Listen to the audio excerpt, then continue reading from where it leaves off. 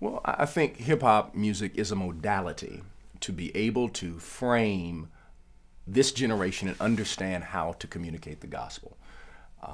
Hip hop is a cultural phenomenon, not just a music.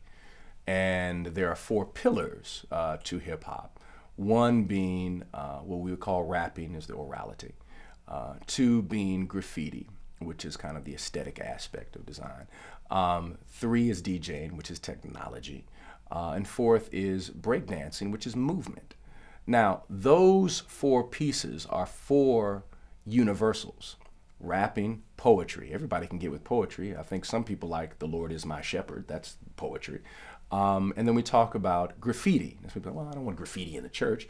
But most churches have some form of graffiti. We like to call it stained glass, which used to be street art that is then canonized in the Roman sense, and then all of a sudden we elevate it to high art. And so you have this street aspect because art is designed to communicate a particular idea. And that idea may be Christ, that idea may be discipleship, it may be love, whatever it may be. And then DJing, the appropriation of technology. You have an entire generation that is technologically savvy. But you have also this technophobic generation at the same time. The technophobic generation is in power, and yet they want to reach a generation that is technologically savvy.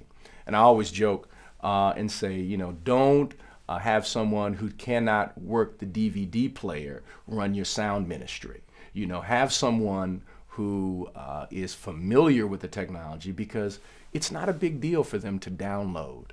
It's not a major issue to have an MP3 or to have a webinar or to have a Facebook page, a MySpace page, to Twitter, to Dig, all of these kinds of things, and the blog. Whereas for another generation, like, what are you talking about? That's just a mode of communication.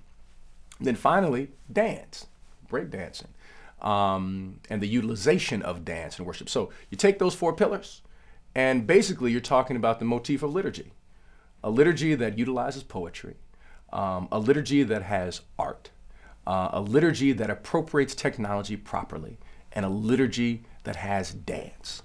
And so then now hip hop has made its way into the church off of those particular pillars.